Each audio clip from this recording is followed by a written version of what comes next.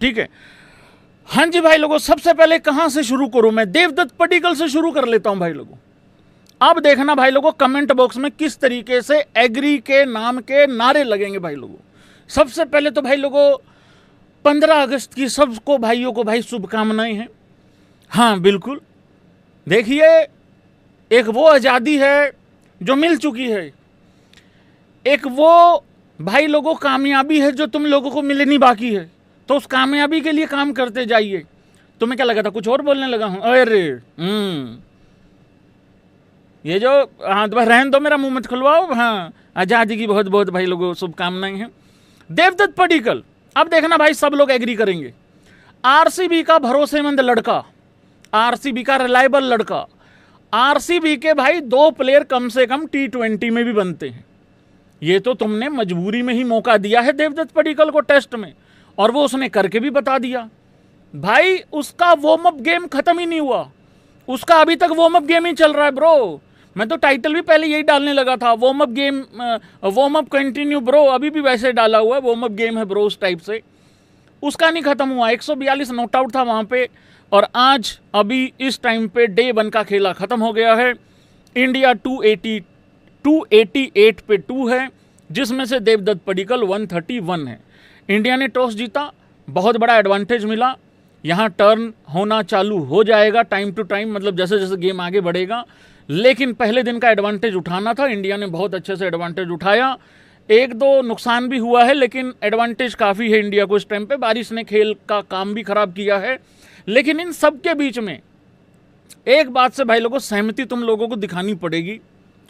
चाहे warm up game था, चाहे आज का खेला है पहले टेस्ट मैच का पहला दिन, अगर देवदत्त पडिक्कल नहीं होता वहां पे हम वार्म अप गेम भी नहीं जीत रहे थे, और आज हो सकता है मुश्किल में पड़ जाते। देवदत्त पडिक्कल की इस बेहतरीन पारी की वजह से ऋषभ पंत लगभग आउट होते हुए बचा है। उस पारी की वजह से नहीं, कुछ प्लेयरों को ऐसा लगता है कुछ नहीं है, जाएंगे और उठा के मारेंगे और छक्का चला जाएगा। लगभग आउट हो गया था ऋषभ पंत, और बिल्कुल वार्म अप गेम की तरह ही आउट हो गया था, बचाव हो गया, बच गया। ठीक है, शुभमन गिल भी विकेट फेंक गया अपनी, शायद इसी वजह से कि बहुत इजी लग रहा होगा, दूसरे एंड से पडिक्कल खेल रहा है। और ये होता है, बहुत बार ऐसा होता है। कई बार तुमने देखा होगा वनडे में 200 पे 1-2 ही आउट है, और उसके बाद 260 तक 6 आउट हो जाते हैं।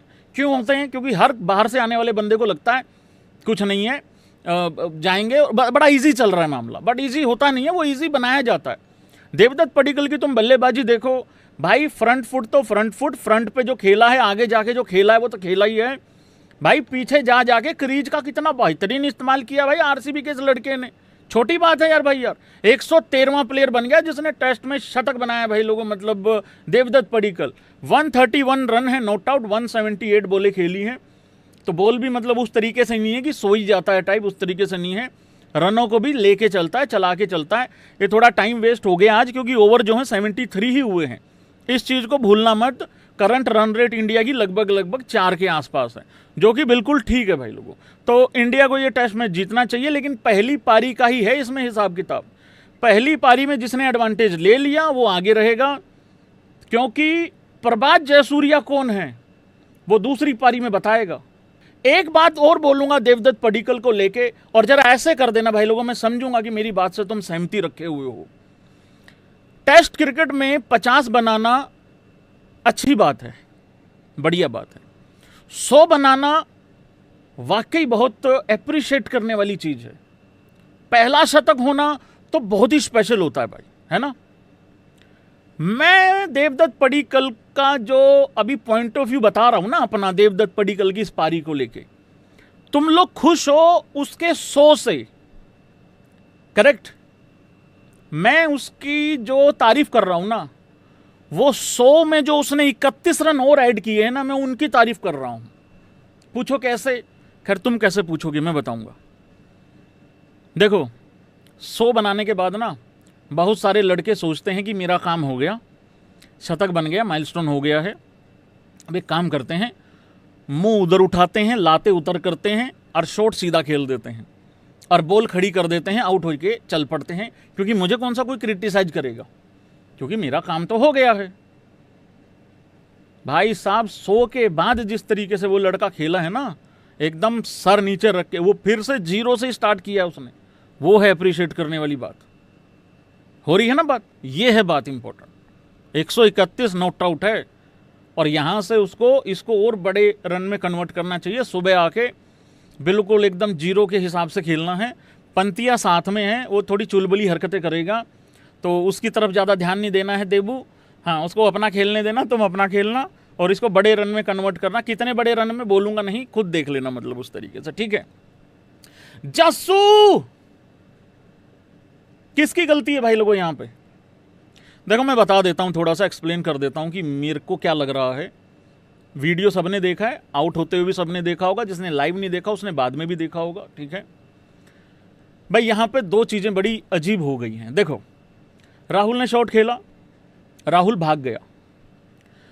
राहुल जहां पे ये फोटो देख रहे हो वहां तक लगातार भागते हुए जा रहा है, क्योंकि तब तक जस्सू गिरा नहीं है अच्छे से, ठीक है।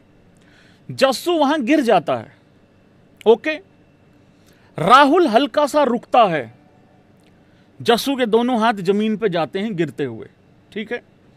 अब राहुल, अगर तुम लोगों को याद हो तो यूं करना, अगर मैं सही बता, राहुल यहां पे हल्का सा रुका और वो रुक के उसने पीछे की तरफ मुड़ने की हल्की सी कोशिश की है, 1-2 सेकंड की। उतने में क्या होता है कि जस्सू उठ जाता है और जस्सू उठ के दोबारा भागने की कोशिश करता है। यह वो मोमेंट था जिसमें केएल राहुल रुका नहीं और सीधा भाग गया। तो यहां पे बहुत लोग बोल रहे हैं कि भाई केएल राहुल की गलती है। अरे यार, तुम लोगों को पता नहीं, दमा धोनियों का स्वैग अलग है भाई। दमा धोनी एक बारी भाई लोगों देखिए, तीर से कमान निकल जाए, कमान वापस नहीं आती। दमा धोनी अपने स्ट्राइक से बाहर निकल जाए भाई लोगों, फिर वो बाहर नहीं आते। फिर दुनिया जो मर्जी कर ले, दुनिया लाख चाहे खिलाफ हो जाए, कोई दिक्कत परेशानी वाली बात नहीं है। लेकिन मेरे हिसाब से जस्सू की तो गलती थी नहीं इसमें, जस्सू तो गिर गया था यार। जस्सू को तो बॉलर टकरा गया ना, बॉलर ही टकरा गया जस्सू से, जस्सू गिर गया।